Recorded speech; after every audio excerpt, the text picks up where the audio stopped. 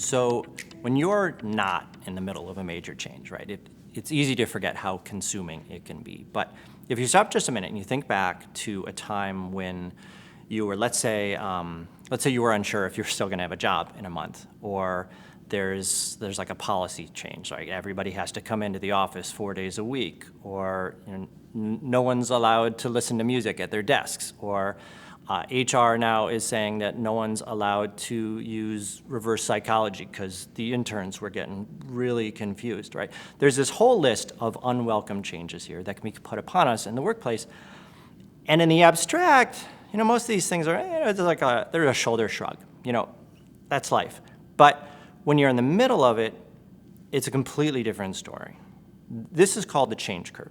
It's a way to visualize our typical human reaction to unwelcome change. So we've got this period of disorientation here where morale dips, right? And so we're managing a range of really tough emotions like confusion and frustration and insecurity. But then typically our mindset eventually, or maybe slowly, right, it shifts back more towards reorientation. So there's this level of acceptance. We're exploring, right? We're problem solving, and thinking maybe this isn't so bad, right? Maybe that fax machine was holding us back. And after some period of adjustment, we reach a new normal where we've integrated the changes into our outlook and our routines. And to be clear, this isn't for everyone with every change, but it's fairly typical adjustment process. And when there's a sizable change in an organization, right, managers and leaders, we're not going to prevent this reaction. We're humans, right? This is just what we do. But what we can do is we can lessen the depth of this dip and how long it lasts. Not to mention, also reduce the number of people who never make it up the other side here. So how do we do that? Well, one of the things we can do is be attentive to people's needs during these periods and help people meet those needs. And if we can't help, at the very least, acknowledge what those needs are. Now, of course, one of the tricks here is that different people have different needs in the exact same situation. We just need to cope in different ways. And as managers and leaders, we have this really natural tendency to just assume that people have the same needs that we do. Like, well, I just need time alone to process it.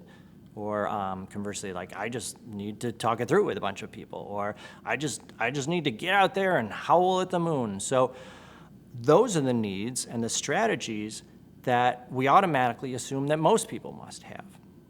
So what I want to do here is to take a couple of minutes and describe a way to think about how different people you lead might react and how you can best help them lessen the intensity of this dip. And I'm going to use a personality model called DiSC to help illustrate the various needs that we have in the midst of unwelcome changes like we've been talking about. And so you see 4 quadrants here. And let's start with the D or dominant style. So these are people who, they're really direct, really assertive. For these folks, when things get turned upside down, one of their first instincts is, how do I restore some sense of control and agency? It's like, it's like there's some group of people out there who are calling the shots here, and I need to have a voice in that conversation. And if I'm losing freedom, authority, or status, right, I'm going to automatically look, how do I reestablish that? And those things that I'm losing, those things that I'm unhappy about, right, there better be a place where I can have those thoughts heard.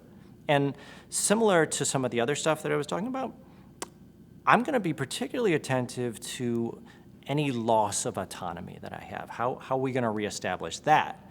And to be clear, other people in the DiSC model, right, they have these needs too. It's just that they tend to be particularly pronounced here.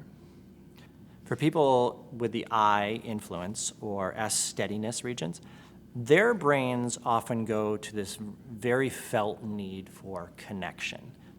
I need to be able to express what I'm going through and really feel heard. What relationships are breaking because of this change? And in this new world, do I feel included, like I belong?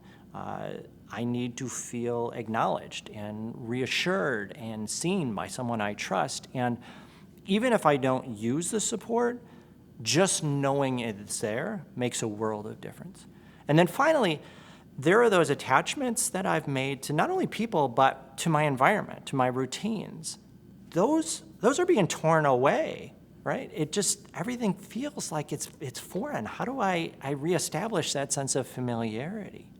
And what can be so useful about this map is knowing that other people in other regions of the DiSC circle, they do also have needs like this, like getting emotional support. It's just that they might be less consciously aware of them because they're simply not used to thinking in these terms. Down here at the bottom of the circle, both the S region and the C or conscientiousness region, there's this really strong need here for stability and safety. And so oftentimes it's simply looking to some way to gain some confidence that things are going to work out, because right now, like, that is not at all clear to me. All right, and in this fog of change, how do I reestablish some sense of predictability in my world? Like, it's like, what projects am I going to be working on next month? Like that robot AI thing still? Who's my boss going to be? Like that robot AI thing still? Right? Oftentimes for these people, one of the strongest needs is to have some time and some space and freedom from pressure to adjust in their own way, not necessarily at the pace that I'm being told that I need to adjust. And then finally, the C region in particular, right, it often has this really strong need for information and understanding. And of course, almost all of us have this needs, but leaders need to realize that for some people, this need is really pronounced. Like, what exactly are these new systems and expectations that we're dealing with here, right? I want to know the plan for getting us back to a place of normal. And particularly in this CD or DC range, where there's a lot of skepticism, I need you to give me a solid justification for all of this pain that's being inflicted, right? The logic behind these decisions, right? And it better be airtight and transparent. It better not involve irrelevant factors or short-sightedness or politics or an amulet of any sort. I want as much information as possible about what's going on behind the scenes, in large part so I can prepare myself and regain some semblance of control over what's coming next. So, pulling back, you're not a therapist. You're not expected to be able to meet all of those needs. And for some, it's not even in your power. The main message that I want to get across here is that different people are going to have very different needs in the exact same situation. And, the same person, right, they're going to have different needs in different change situations.